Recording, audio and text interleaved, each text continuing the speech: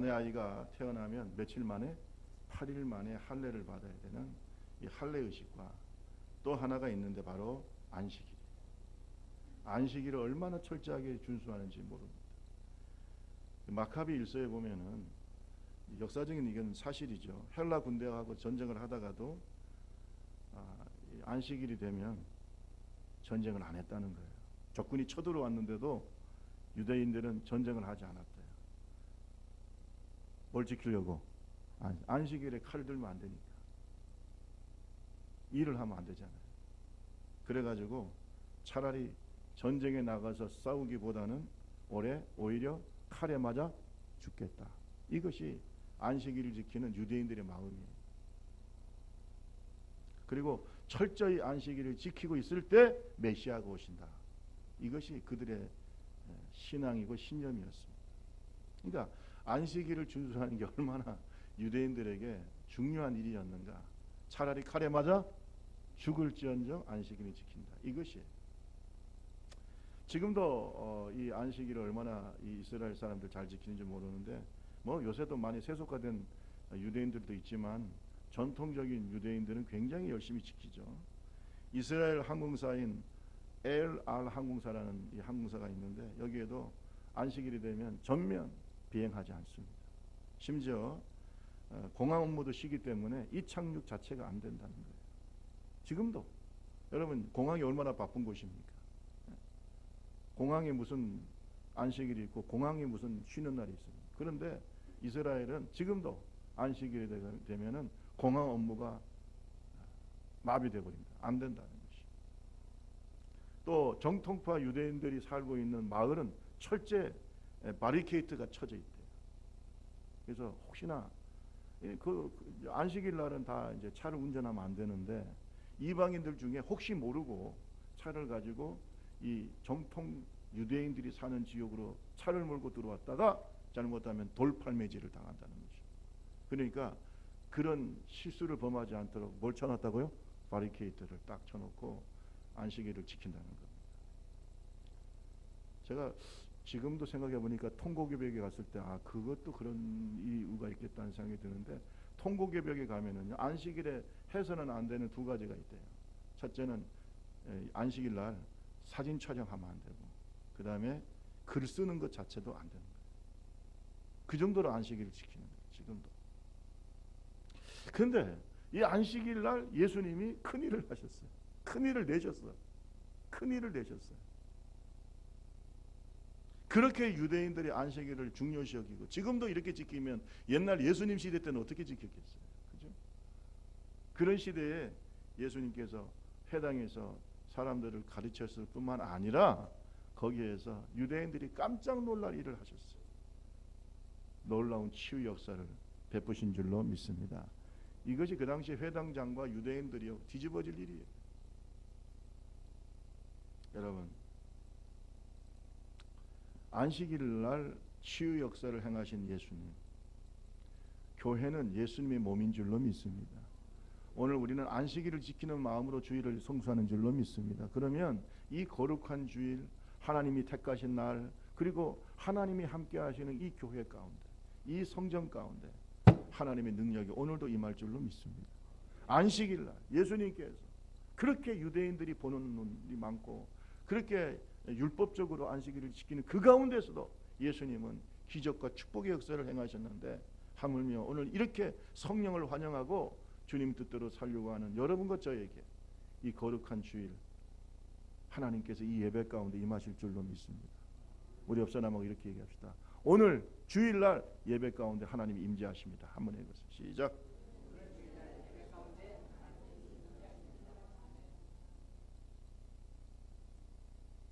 하나님을 경험하고 살아야죠. 아니 여기 앉아가지고 율법적으로 시간 때우고 졸고 앉아있다가 집에 가면 무슨 소용이 있습니까? 이 거룩한 주일 치유하시는 하나님의 능력, 구원의 능력, 축복의 능력을 경험하는 하나님의 종들이 되기를 바랍니다. 예수님은 안식일에 회당에서 자주 설교를 하셨습니다. 이 회당이라고 하는 곳은 바벨론 포로 전에는 없었죠. 바벨론 포로 이후에 이스라엘 백성들이 전 세계로 바벨론 모든 지역으로 흩어졌지요. 성전까지 와서 예배를 드릴 수가 없어서 자기들이 있는 곳에서 뭘 씌웠어요? 회당을 세웠어요. 그 회당은 그 당시 유대인들에게는 신앙과 교육의 중심지인 줄로 믿습니다. 거기에서 말씀을 듣고 그러니까 오늘날 개신교의 이 예배 형태가 상당히 회당 예배를 닮았어요. 사실은 이 바벨론 포로 이후에 성전까지 갈 수가 없잖아요. 세계에 흩어져 있다 보니까. 예수님의 시대 때는 회당이 활성화되어 있었는데 예수님은 그 회당을 찾아가셨어요. 그리고 안식일 날 그들에게 하나님의 말씀을 가르쳤어요. 그런데 이 회당에서 예수님은 한 영혼을 만납니다. 오늘 본문 말씀에 보니까 그 영혼은 너무나 불행하고 불쌍한 여인이에요. 너무나 불쌍한 여자. 저는요, 이 정도 고통을 당하는 여인이라면 이런 말 할 수 있어요. 왜 나를 이 세상에 태어나게 하셨습니까? 왜 나에게 이런 불행이 왔습니까? 이건 도대체 누구의 잘못입니까? 우리의 부모의 잘못입니까? 아니면 저의 잘못입니까? 하고 하나님을 원망할 수 있는 여자, 그 여인의 모습을 성경은 얘기하고 있습니다. 우리 다 같이 10절과 11절을 한번 읽어볼까요? 10절과 11절 다 같이 읽습니다. 시작. 예수께서 안식일에 한 회당에서 가르치실 때에 18해 동안이나 귀신 들려 앓으며 꼬꾸라져 조금도 펴지 못한 한 여자. 꼬꾸라져서 뭐예요? 조금도 펴지 못한다. 여러분, 이것을 제가 한 전문가의 의견을 이렇게 한번 읽어보니까 척수염으로 인해서 이 등뼈가, 이 척추뼈가 뒤틀려 있는 현상인데, 이 뼈가 이제는 너무나 오랫동안 그러다 보니까 단단하게 굳어져 가지고 더 이상 이제 이 척추뼈가 움직이지 않는, 등뼈가 움직이지 않는 화석처럼 굳어져 있는 그런 상태라는 것이. 여러분, 얼마나 아프고 얼마나 힘들고 얼마나 불편하고 꼬꾸라져 가지고 펴지를 못해. 옛날에 보면 할머니들 중에 꼬꾸라져도 못 펴는 분들 계세요, 안 계세요?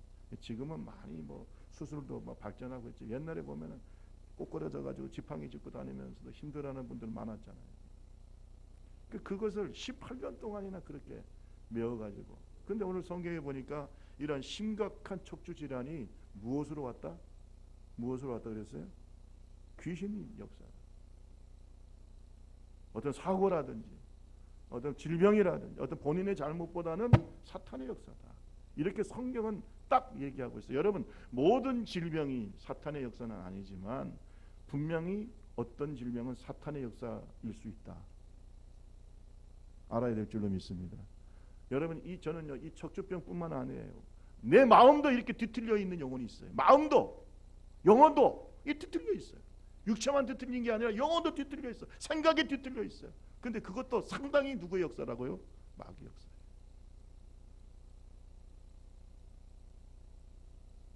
마귀가 오는 목적이 뭡니까?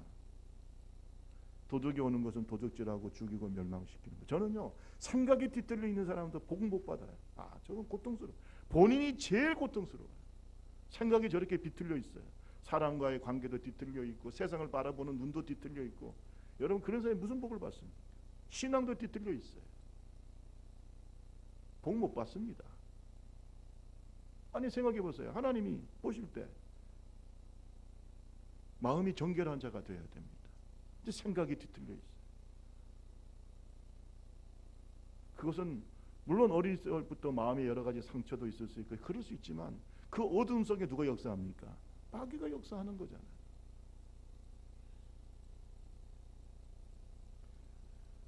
예수님이 만난 이 여인은 18년이나 지옥 같은 고통 당하고 있는데 그 원인이 어디 있냐? 사탄에게 있다. 사탄에게 붙잡혀가지고 18년 동안이나 고통 속에 있어요. 여러분, 마귀는 절대 우리가 잘 되는 꼴을 보지 못합니다. 절대로 이 마귀의 역사를 용인하지 말기를 바랍니다. 물리쳐야죠. 우리 좁은 길 교회에서 예배 시간마다 이 귀신의 역사가 떠나가는 역사 있기 바랍니다. 예수님도 하셨잖아요. 예수님 이 귀신 들린 여인을 치료해 주셨어요. 도적이 오는 것은 도적질하고 죽이고 뭐 하는 거예요? 멸망시키고. 목적이에요. 그러나 내가 온 것은 양으로 생명을 얻고 더 풍성히 얻게 하려 하십니다. 요한복음 10장 10절에 예수님은 말씀합니다. 여러분, 예수님을 마음에 품고 예수님을 모시고 예수님과 함께 살아가는 자는 풀리는 역사가 있어요. 열리는 역사가 있어요. 치유의 역사가 있어요. 생명의 역사가 있어요. 성경에 뭐라고 그랬어요? 풍성이 없게 한다고 그랬어요. 풍성한 삶이 예수 안에 있다는 사실을 믿으시기를 주님의 이름으로 축원합니다. 여러분, 저는 우리 기독교 역사를 보면서 한국의 기독교 역사를 특히 보세요. 우리 대한민국, 뭐 우리가 반만년 역사라고 하지만 반만년 역사 동안에 우리 민족도 이 18년 동안 사탄한테 매여 있어가지고, 예? 그 온몸이 뒤틀려 있던 이 여인처럼 우리나라 역사가 900여 해 외침을 받으면서 뒤틀려 있어요. 많이 우리나라 역사가 뒤틀려 있어요. 여러분 생각해 보세요. 대한민국이 언제 이렇게 펴져가지고 세계를 향해서 큰 소리 칠 때가 있었어요. 우리는 우상을 섬겼어요. 농한기가 되고, 예? 그냥 겨울철이 되면은요 술에 쪄들고 살았잖아요. 오직했으면 선교사님들이 와가지고 이 대한민국이 술 때문에 망한다고. 그 정도로 술과 도박에 쩔어 살았던 게 대한민국 아닙니까? 그것이 불과 100년, 200년 전 일이잖아요. 언제 우리 대한민국이 세계를 향해서 큰 소리 친 적이 있습니까? 그런데 예수님께서 이 대한민국에 오셔서 선교사님들의 피 뿌리는 헌신과, 할렐루야, 오늘 또 예수 믿는 우리의 믿음의 조상들의 헌신 때문에 대한민국은, 여러분, 한국교회는 순교의 피 위에 세워진 교회입니다. 6.25 때는 한 마을이 예수 믿는다고 완전히 쑥대밭에, 일제시대 때도 제암리교회 같은 이런 교회도 예수 믿는다고 다 죽었잖아요. 한 마을이 쑥대밭이 됐잖아요. 이러한 피 위에 이 대한민국이 세워졌기 때문에 주님께서 뒤틀려 있는 대한민국을 펴신 줄로 믿습니다. 치료해 주셔서 대한민국이 지금은 전 세계에 가장 발전된 나라 중에 한 나라로, 예? 정말로 한강의 기적이라고 얘기할 정도로. 저는요, 대한민국이 언제부터 이렇게 잘 살았냐 한번 생각을 해보세요. 6.25 때 다 무너져서 남은 게 하나도 없었잖아요. 이것을 보고도 하나님의 역사를 깨닫지 못하는 사람은 그거는 바보 멍청거리. 여러분, 복음이 전파되는 곳마다 해방과 축복의 역사가 있다는 걸 믿으시기 바랍니다. 귀신에서부터 노인받는 역사가 있는 줄로 믿습니다. 저는 저희 어머니 때도요, 옛날에 어릴 때 우리 어머니도 보면 지나치게 귀신을 믿었어요. 저가 뭐 태어날 때도 산신할머니한테 빌었다고 하니까, 산신할머니가 응답해서 제가 나온 게 아니고 삼위일체 하나님이 응답하셔 나온 줄로 믿습니다.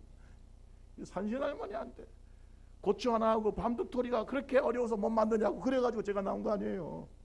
그렇게 우리 조상들은 지나치게 귀신을 섬긴 거예요. 여러분, 오늘 저와 여러분들 꼭 기억하시고, 18해 동안 귀신에게 붙잡혀서 꼬꾸라져서 온몸을 펴지 못한 그 여인이 주님을 만나서 펴진 것처럼 오늘 우리의 인생도 꼬일 대로 꼬여있다면 주님 만나고 펴지기를 바랍니다. 이 대한민국도 완전히 펴지기를 주님의 이름으로 축원합니다. 대한민국도 여러분 꼬일 대로 꼬여있어 너무 힘든 나라예요. 펴져야 되는 것이에요. 여러분의 인생도 펴지고, 여러분의 육체도 펴지고, 여러분 가정도 펴지고, 펴지는 역사 있기 바랍니다. 제가 마약에 대해서, 어딕션이라고 하는데 마약 중독에 대해서도 이렇게 좀 글을 읽어보면은 이 마약도요 정말로 악한 것이죠. 왜? 선한 사람들을 서서히 중독시킵니다. 옛날에는 마약이 뭐 일부 연예인들이나 또 뭐 일부 뭐 부유층들 사이에서, 유학파들 사이에서 왔다 갔다 했는데, 지금은요 이 마약이 일반 서민들까지 막 퍼지고 있다는 거 아닙니까? 선하게 살고 있는 사람들을 악하게 만드는 게 마약이에요. 마약을 의존하게 만들고 파괴하고 영혼을 파괴하는 것이 마약이죠. 여러분, 마약은요, 이 마약 중독 이런 것들은 본인이 알지 못하는 사이에 자기 영혼도 죽이고 남도 죽이고 사회도 죽여요. 그래서 우리 한국의 대한민국은 마약을 허락합니까 안 합니까? 절대 허락하지 않죠. 법적으로 금하고 있어요. 그 정도로 무서운 영적인 질병인 겁니다. 이 마약도 어둠의 세력인 거예요. 그런데 여러분, 제가 한 통계를 보니까 이 마약 중독에서부터 해방되는 사람들 많은 선교단체 중에 이 마약을 치유하는 선교단체가 있는데, 그들이 여러 가지 프로그램을 통해 가지고 마약 중독자들에게 복음을 전하고, 그래서 그들의 영혼이, 그들의 마음이 펴지기 시작하면은 95%가 예수 믿는다는 거예요. 마약 중독에서 벗어나는 길은 누구를 통해서 벗어나는 거예요? 예수를 통해서 벗어나.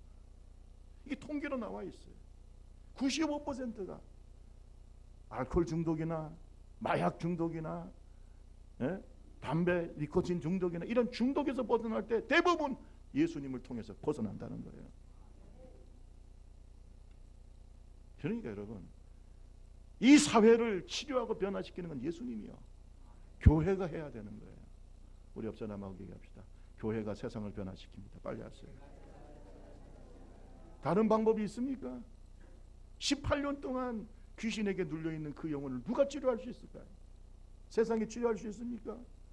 병든 영혼, 병든 마음, 뒤틀려 있는 마음, 뒤틀려 있는 인생, 뒤틀려 있는 이 사회도 오직 예수 그리스도의 복음만이 변화시킬 수 있다는 사실을 믿으시기를 주님의 이름으로 축원합니다. 상당히 마귀 역사라는 거 알아야 돼요. 상당히 마귀 역사다. 18해 동안 귀신 들려 앓으며 꼬꾸라져 조금도 펴지 못한다고 그랬어요. 예수님도 16절에 말했어요. 그러면 18해 동안 사탄에게 매임받은 이 아브라함이 딸이라고 말합니다. 사탄에게 매여 있어요. 여러분과 저의 삶이, 또 우리 교회가, 또 이 나라와 이 사회가 사탄에게 매이지 않기를 바랍니다.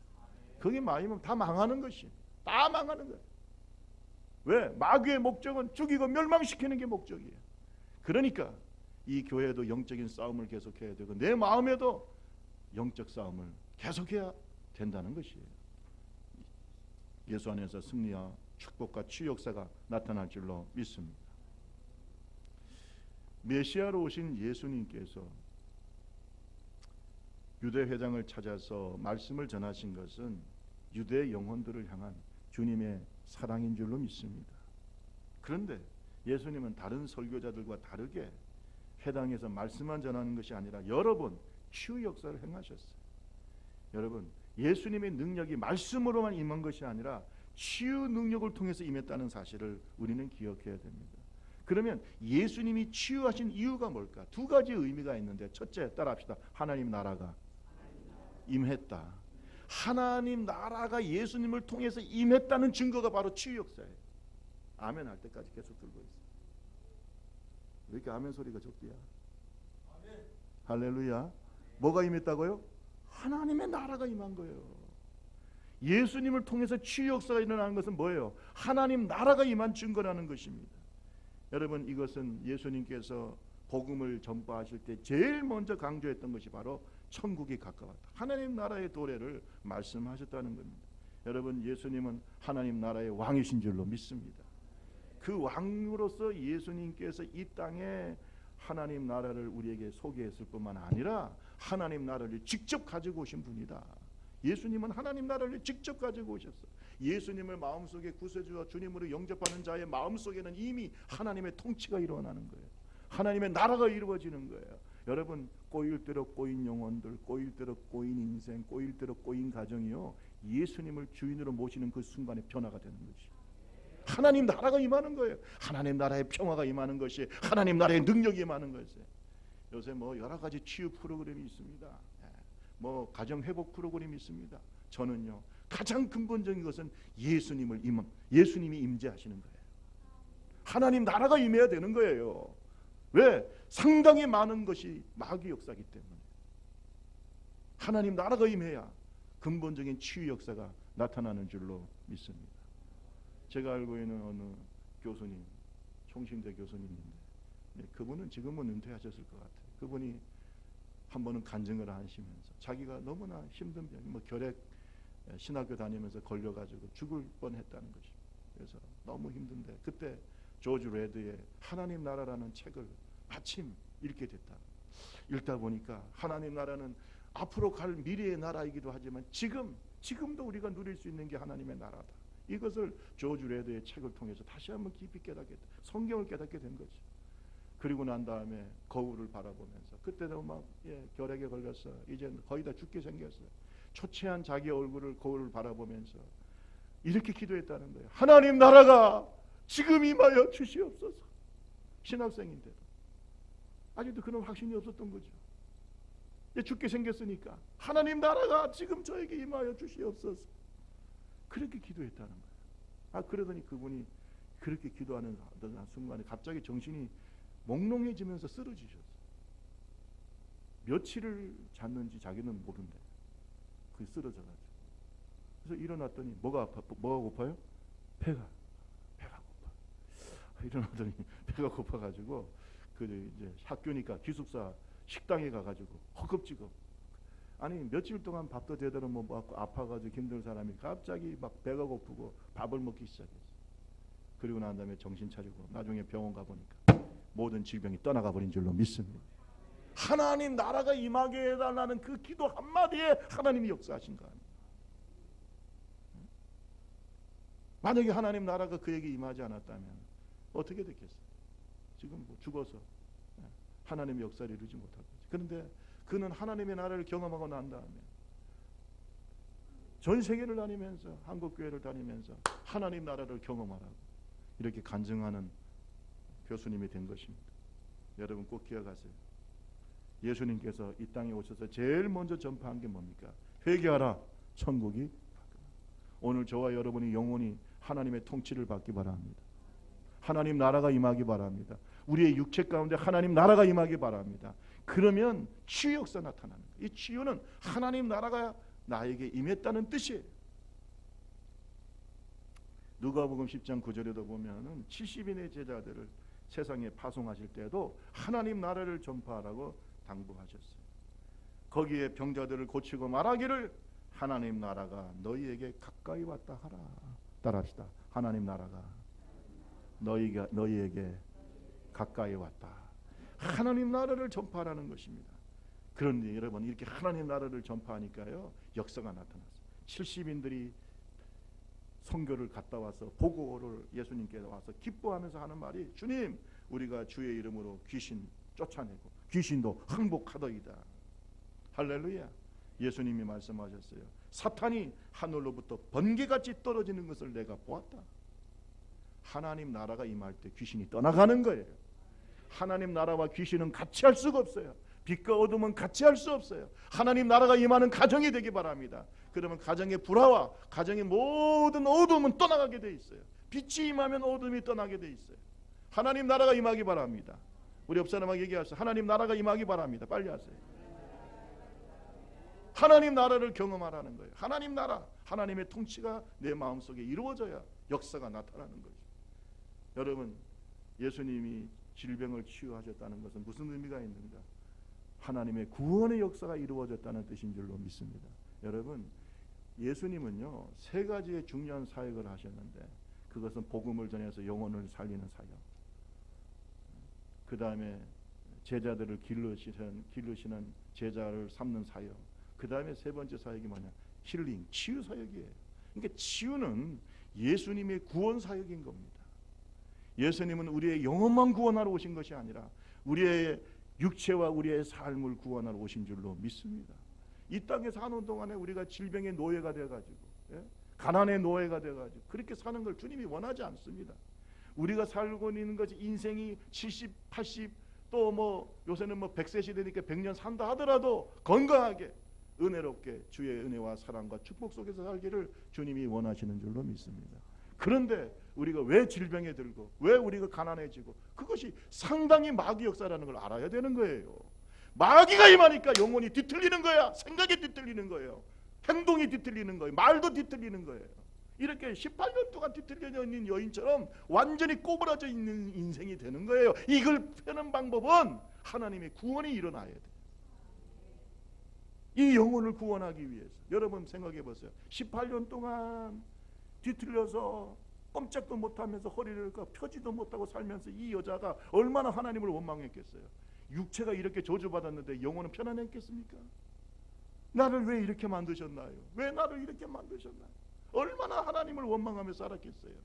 그런데 그 육체가 펴짐으로 말미암아 하나님께 영광을 돌리고 영혼도 회복이 되고 육체도 회복이 되고 온전한 구원이 이 여인에게 임한 줄로 믿습니다. 하나님의 구원의 역사는 이렇게 나는 거다. 우리 다 같이 12절 13절 읽어볼까요? 13장 12절 13절 다 같이 읽습니다. 시작. 안수 여자야 내가 내 병에서 놓였다 하시 안수하시니 여자. 아멘. 예수께서 여러분 두 가지 단어를 꼭 기억하세요. 따라합시다. 예수님이 보셨다. 잘 들으세요. 예수님의 눈과 내 영혼의 눈이 만나야 되는 것입니다. 내 영혼과 예수님이 만나야 되는 인격 대 인격의 만남 아니겠어요? 예수님이 눈이 이 여인의 눈과 마주쳤어요. 이럴 때 역사가 나타나는 겁니다. 영의 눈을 뜨시기 바랍니다. 예수님의 눈이 불꽃 같은 눈이 내 영혼과 만나기를 바랍니다. 주님이 보셨어요. 그리고 그 여인의 눈과 주님의 눈이 마주쳤어요. 주님이 말합니다. 너는 병에서 놓여 자유롭게 될지어다. 주님이 말씀하셔. 눈을 바라보시면서 하신 말씀 아니에요. 예? 평생 동안 주님의 눈을 회피하며 살고 그래가지고는 은혜를 못 받는 것이죠. 주님의 눈을 바라보세요. 주님의 눈을 바라보세요. 그럴 때 예수님께서 어떻게 했어요? 안수하시면서 기도했어요. 안수하시면서 기도했어요. 이것은 하나님께서 영적인 기름 부음의 역사인 줄로 믿습니다. 안수하시면서 오늘도 여러분과 저에게 주님이 안수하실 줄로 믿습니다. 연약한 육체를 안수하실 줄로 믿습니다. 연약한 인생을 안수하실 줄로 믿습니다. 이 안수하는 것은 주님의 거룩한 기름을 붓는 상징적인 행위인 것이에요. 오늘도 여러분의 머리 위에 주님이 안수하시면 모든 것이 해결되는 것입니다. 지금도 주의 종들을 통해서 안수할 때 하나님의 역사가 나타나는 것이에요. 여러분 꼭 기억하세요. 예수님의 치유가 온전한 구원의 역사였다는 거예요. 주님이 이 땅에 우리가 살 동안 병들게 살고 힘들게 살고 갈등하며 살고 다른 사람에게 손가락질 당하며 사는 것이 하나님의 자녀에게 주님이 원하시는 뜻이 아니라는 걸 알아야 돼요. 특별한 하나님의 영광을 위한 헌신과 하나님의 영광을 위한 그런 고난이 아니라면 주님께서 이 땅에서 우리가 편안하고 자유롭게 살기를, 복된 삶을 살기를 주님이 원하시는 줄로 믿습니다. 예수 그리스도께서 이 질병을 치유하시고 그것도 안식일날 치료하신 것은 주님께서 이 땅에 오신 목적이 온전한 구원을 이루기 위한 것이다. 깨닫기를 바랍니다. 마지막으로 한 말씀만 더 드릴게요. 여러분, 예수님께서 왜 하필이면 안식일날 치유 역사를 행하셨을까? 안식일날. 다른 날도 많은데, 그죠? 왜 하필이면 안식일날? 그것도 회당에서 그런 일을 하셨을까? 여기에 우리는 주님의 의도가 느껴집니다. 주님이 뭔가 뜻이 계셔서 하신 것이지 그냥 하신 것은 아니에요. 여러분, 예수님께서 이렇게 병자를 치유하심으로 말미암아 안식일 논쟁이 엄청나게 벌어지죠. 회당장이 화를 냅니다. 이런 것을 주님이 몰랐을 리가 없죠. 우리 다 같이 한번 볼까요? 13장 14절 보세요. 회당장이 예수께서 안식일에 병 고치는 것을 보고 뭐라 했어요? 분을 내요. 무리에게 이르되 일할 날이 엿새가 있으니 그동안에 와서 고침을 받을 것이요 안식일에는 하지 말 것이니라. 기분이 안 좋은 거야.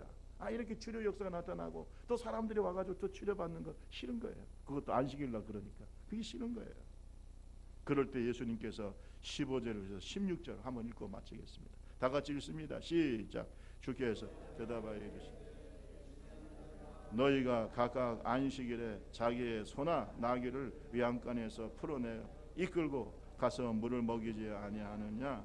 그러면 18일 동안 사탄에게 매임받은 이 아브라함의 딸을 안식일에 이 매임에서 푸는 것이 합당하지. 여러분 보세요. 주님께서 외식적인 안식일을 지키는 그들의 잘못된 율법 의식을 고치기를 원하시는 거예요. 잘못된 신앙을 고치기를 원하시는 거예요. 여러분, 율법의 핵심은 이웃을 사랑하는 겁니다. 이웃을 사랑하는 거예요. 여러분 생각해 보세요. 내 부모를 공경하라, 살인하지 말라, 간음하지 말라, 도둑질 말라. 바울 사도가 딱 한마디로 했어요. 이 모든 율법이 내 이웃을 내 몸과 같이 사랑하라는 것을 다 이루어졌다. 그러면 지금 18년 동안 사탄에게 매여있는 그 영혼을, 불쌍한 영혼을, 인생을 저주하며 살던 그 영혼을 사탄에게서 빼앗긴 것이 얼마나 잘한 일이에요. 그런데 안식일을 출소한다고 그거 못한다 이 말. 여러분 제가 이렇게 쭉 보니까요, 유다 경전 중에 토라, 우리가 흔히 말하는 구약 성경 말고도 미시나라는 것이 있어요. 미시나. 이 미시나는 뭐냐면 구전으로 전해져 오는 율법의 내용을 말합니다. 구전으로 전해져 오는 율법의 내용. 우리가 뭐 토라는 기록되어 있는 모세 오경을 중심으로 한 말씀이고, 미시나는 그냥 구전으로 전해내놓은 것들을 쭉 정리해 놓은 거예요. 여기에 보면은요, 이제 나중에 이 미시나가 탈무드에 이제 기초가 되는데, 이 미시나를 보면은요, 안식일 날 하지 말아야 될 39가지가 딱 정해져 있대요. 몇 가지? 39가지. 제가 한번 말씀 다 안 드릴 때는 장막에 가면 바느질도 하지 말아야 돼. 안식일 날 닭 까는 거, 농작물 거두어 드리는 거, 반죽하고 빵 굽는 거, 양털 깎는 거 하지 말아야 돼요. 건물 짓는 거 하지 말아야 돼요. 심지어는 먼저 불을 끄는 것도 하지 말아야 돼요. 뭐도 하지 마라? 불 끄는 것도 하지 마라. 그래서 잘못하면 불 켜놓고 안식일 내내 뭐예요? 그 불을 못 꺼요. 물건을 한 곳에서 다른 곳으로 옮기는 일도 못합니다. 이게 무슨 말이냐면 상태의 변화를 일으키는 건 하면 안 돼요. 이것이 그 당시의 안식일 규정이에요. 상태의 변화가 일어나면 안 돼요. 여러분, 불을 끄고 다 켜는 건 상태의 변화가 있어요, 없어요? 상태의 변화 없어요? 있잖아요. 이게 못하는 거예요. 그런데 예외가 있어요. 예외가 뭐냐면, 예외가 있는데 그건 뭐냐면 안식일에 생명과 관계된 위급한 일을 할 수 있어요. 그러니까 내가 예를 들어서 너무 생명이 위독해. 그런데 밖에 이방인이 살고 있어. 그럼 이방인한테 도움 구하는 건 괜찮아요. 그거는 괜찮아. 그런데 한 가지 또 예외가 또 이거 지켜야 될 게 있는데, 절대 비밀로 해야 돼. 다른 사람이 알면 안 돼. 이게 안식일 규정이에요. 여러분, 예수님께서 말합니다. 영혼을 살리는 것은 안식일에 해도 된다. 할렐루야. 선한 일을 행하는 건 해도 된다. 왜? 예수님이 안식일의 주인이시고 최고의 해석자이신 줄로 믿습니다. 해도 된다. 왜 인간이 만든 법이 하나님의 법을 막느냐 이거예요. 잘 들어보세요. 오늘 우리가 생각하는 이 생각이 하나님의 법을 어길 수 있어요. 그러니까 내 생각들은 믿지 말고 하나님의 뜻들을 믿기를 바랍니다. 내 생각들을 믿다 보면은 그 생각 때문에 천국 못 들어갈 수 있어요. 옆 사람에게 당신 생각 때문에 천국 못 들어갈 수 있습니다. 빨리 하세요. 시작. 내 생각이 꼭 옳을까요? 예수님이 안식일을 무시했습니까? 그거 아니잖아요. 안식일답게 지키라 이거예요. 아멘. 안식일답게 지키라. 최고의 해석자가 바로 예수님이에요. 이 예수님이 율법을 주신 분 아닙니까? 법을 만드신 분이에요. 야야, 안식일 그렇게 지키는 게 아니야. 그럼 안식일날 바느질도 하지 마라. 안식일날 뭐 물건도, 심지어 불도 끄지 말라. 그 다 누가 만든 거예요? 하나님이 하신 말씀이에요? 인간이 만든 거예요? 인간이 만든 걸로 안식일을 범하고 있다. 오히려 힘들고 병든 사람은 치료해줘야 하나님이 기뻐하시는 안식일인데 못하게 하니까 결국은 인간의 생각으로 하나님의 뜻을 어기는 거 아니냐 이거예요. 신앙생활 그렇게 하지 마라. 대한민국도 지금 오랫동안 우리 한국교회가 예수 믿다 보니까 자꾸 우리의 마음속의 율법으로 하나님을 어길 수가 있어. 그러지 마. 성경대로 살아요. 할렐루야. 하나님의 성령의 인도함을 받아야 돼. 오늘 저와 여러분이 신앙이 18년 동안 이렇게 굳어져 있는 등뼈와 같이 굳어져 있는 이 여인처럼 우리의 영혼이 굳어지지 않기를 바랍니다. 성령의 인도함을 받아요. 저는 제가 볼 때요, 이 회당장의 상태가 더 심각한 거예요. 18년 동안 허리뼈가 굳어져 있는 이 사람보다 오히려 그 영혼이 굳어져 있는 이 회당장과 유대인들이 더 심각한 겁니다. 그들은 절대로 예수님을 영접하지 않습니다. 결국은 그들의 입에서 예수를 십자가에 못 박으라고 하고 예수님을 십자가에 못 박은 줄로 믿습니다. 결국은 이렇게 병든 영혼이 병든 짓을 하는 것이죠. 오늘 저와 여러분 꼭 기억하시고 안식일에 선을 행합시다. 안식일에 영혼을 살리십시다. 우리 좁은 길 교회가 이 거룩한 주일날 영혼을 살리고 하나님의 일을 하고 하나님께 영광을 돌리고 영혼을 살리는 그런 구원의 방주 역할을 하는 교회가 되기를 주님의 이름으로 축원합니다. 예수님은 어제나 오늘이나 영원토록 동일하신다. 이 거룩한 주일 안식일이지만 예수님의 치유 능력이 오늘 우리 좁은 교회에 임하기를 바랍니다. 지금 치유는요, 육체만 치유되는 게 아니에요. 영혼도 치유돼야 돼요. 가정도 치유돼야 돼요. 이 사회도 치유가 돼야 돼요. 그것이 우리 교회가 해야 될 일인 줄로 믿습니다. 예수님은 지금도 교회를 통해서 세상을 만납니다. 교회는 예수님의 몸인 것입니다. 오늘 저와 여러분, 우리 좁은 길 교회가 치유 공동체가 되고 지금도 치유 역사를 행하시는 주님의 능력이 우리 교회를 통해서 나타나기를 주님의 이름으로 축원합니다. 사탄은 끊임없이 우리의 영혼과 육체를 붙잡고 노예 삼고 병들게 만들고 죽게 만드는데, 이 마음의 어둠과 이 사탄의 역사를 예수 그리스도 이름으로 물리치고 승리하는 교회가 되기를 주님의 이름으로 축원합니다. 우리의 눈이 예수님의 눈과 마주치기를 바랍니다. 예수님의 피 묻은 손이 우리의 영혼을 안수하기를 바랍니다. 이런 놀라운 치유 역사가 오늘 이 시간 나타나기를 주님의 이름으로 축원합니다. 기도하겠습니다. 오늘 말씀 생각하면서, 주님, 내가 여기 있습니다. 나를 살려주세요. 나를 치료해 주세요. 나를 써주세요. 오늘 이 시간에 내 영혼이 혹시 18년 동안 꼬꾸라져서 움직이지 못하는 이 18년 된 여인처럼, 병든 여인처럼 내 영혼은 병들어 있지 않습니까? 내 육체는 병들어 있지 않습니까? 내 가정은 병들어 있지 않습니까? 주님, 치료하여 주시옵소서. 우리 간절하게 한번 기도하겠습니다.